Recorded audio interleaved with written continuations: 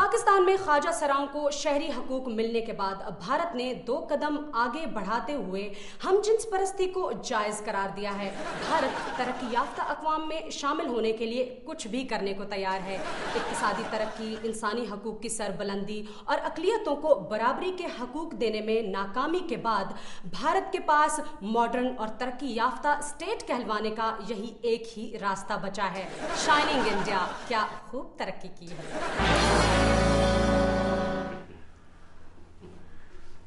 मैं आपको बताना भूल गई, मैंने आपकी तरफ से IDPs को इमदाद का चेक भिजवा दिया है। अच्छा। चीफ मिनिस्टर साहब ने अपना अलग फंड कायम कर रखा है, सदर साहब ने अपना अलग फंड कायम कर रखा है और प्राइम मिनिस्टर साहब ने भी एक फंड बना रखा है। ये सब मिलके फंड भी नहीं मांग सकते। अच्छा सुना है, ये अपनी एंजेलिना जोली साहबा ने भी एक मुतासरीन की इमदाद के लिए खासी रकम भेजी है, बल्कि उन्होंने तो फोन भी किया है हमारे सदर साहब को। एक बात बताएं, बंदा फोन पे अगले से हाथ तो नहीं मिला सकता ना? हुसन नवाज प्लीज। नहीं, मैं तो उनका बहुत बड़ा फैन हूँ। उनकी स्माइल पे तो मैं दिलो जान से फिदा हो जाता हूँ।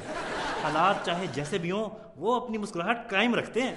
हाँ, पता नहीं वो किसी फौतगी वगैरह पर जाकर अपनी मुस्कुराहट पर कैसे काबू पाते होंगे। उन्होंने दहशतगर्दी पर काबू पा लिया तो मुस्कुराहट क्या चीज है?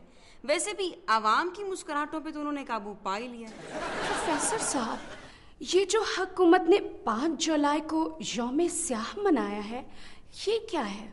आपका मतलब है ब्लैक डे?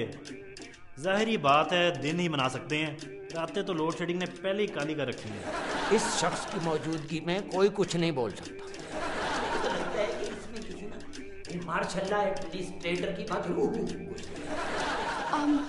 और जो इस दिन को यौम निजात कहते हैं, वो भुट्टो साहब के मुखालिफिन कहते हैं। हालांकि भुट्टो साहब के बड़े एहसानात हैं इस कौम पे। ये एटम बम, 73 का आईन, इस्लामी कॉन्फ्रेंस, बल्कि सियासी शऊर। और जहां तक सवाल है गलतियों का, तो गलतियां तो इंसानों से हो ही जाती हैं। ज़ियाउल हक ने जमहूरियत पर डाका डाल के और फिर भुट्टो साहब को फांसी पर चढ़ा के मुल्को कौम के साथ ज्यादती नहीं की? जी की, मगर भुट्टो साहब के इर्द गिर्द जो वडेरे इकट्ठे हो गए थे, उनका नुकसान उन्हें भुगतना पड़ा। भुट्टो साहब बिला मुकाबला मुंतखब हुए तो चारों सूबों के वो ज़राए आला भी बिला मुकाबला मुंतखब हो गए, जो कि सरासर गैर जमहूरी रवैया। अगर ऐसा ना होता तो अपोजिशन को धांधली के इल्ज़ाम का जवाब ना मिलता और ना ही ज़ियाउल हक साहब को जमहूरियत की बिसात लपेटने का मौका। पाकिस्तानी कौम ने ज़ियाउल हक को 11 साल तक क्यों बर्दाश्त किए रखा? आपके हाथ में बंदूक हो तो मैं बोल सकता हूँ?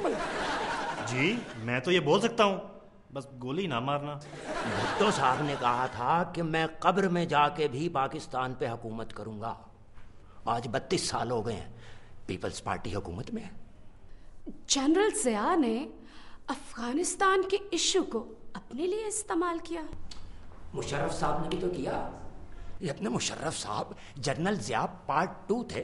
जमहूरियत रहनी चाहिए, लंगड़ी लूली जैसी भी हो।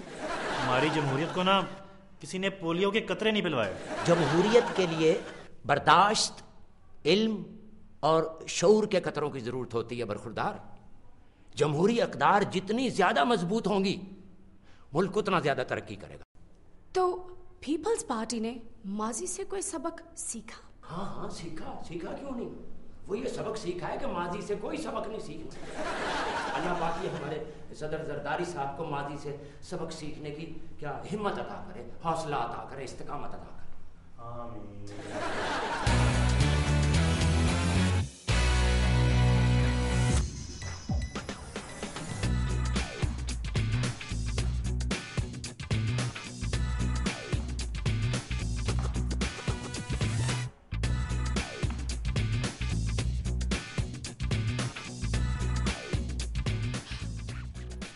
ऐन नवाजिश।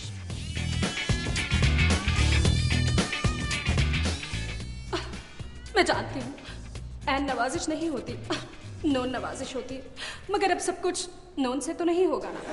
अगर ऐसा हुआ तो फिर औकाफ सॉरी काफ का क्या होगा, कहीं कोई काफ ही ना बन जाए। मैं लेकर आई हूं आपके लिए एक साइड प्रोग्राम, सॉरी मेरा मतलब है एक ऐसा प्रोग्राम जिसमें मैं आपकी मुलाकात करवाऊंगी अपने मेहमानों, कदरदानों और मेहरबानों से। आज के मेहमान को इनवाइट करने से पहले मैं आपसे एक बात शेयर करना चाहती हूँ। आपको पता है पाकिस्तान में 4 सूबे हैं और बाकी मंसूबे जो खुलकर सामने आ रहे हैं। सुनो, एक सूबा मुल्तान में भी है ना? हाँ, मेरा पिछला कुक सूबा खान वही है ना? उसके बाप का नाम रियासत था। मैंने उसे कहा अपने बच्चों के नाम जिले रख देना, मगर वहां तहसीलें पैदा हो गई। छोटी छोटी क्यूट सी 2 बच्चियां, लवली इनोसेंट। सरायकियो, मुझे एक बात तो बताओ, हमारा सदर सराय की स्पीकिंग, वजीर आजम सराय की स्पीकिंग, वजीर खारजा सराय की स्पीकिंग और वजीर दाखिला स्पीकिंग।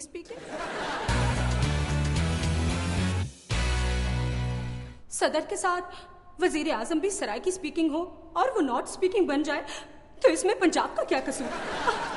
मैं जानती हूँ जिला कसूर पंजाब में है, मगर वहां जाकर देखो तो लगता है कि कसूर से कोई बहुत बड़ा कसूर हो गया है।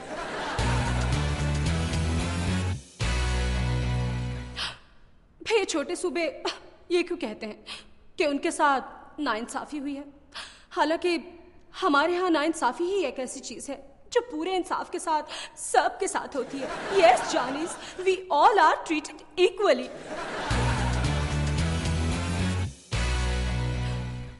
भाई अजीब है हमारे सियासतदान, कुछ ने 17वीं तरमीम का पीछा पकड़ लिया है तो कुछ ने नए सूबों को प्ले कार्ड उठा रखा है। चले मुझे बताएं, आज मुल्तान को नया सूबा बना दिया जाता है तो क्या मेरी लिपस्टिक सस्ती हो जाएगी? क्या आपके घर में पूरी बिजली आने लगेगी? आप ये मत समझिएगा कि मैं किसी नए सूबे के खिलाफ हूँ। मैं ना तो पुराने ना नए बनने वाले किसी सूबे के हरगिज खिलाफ नहीं हूँ। मुझे तो पाकिस्तान की गली गली से प्यार है, मेरा सब कुछ निसार है। बुरी बात, गलत नहीं समझते, मेरा सब कुछ चौधरी निसार नहीं है। I love my beautiful country.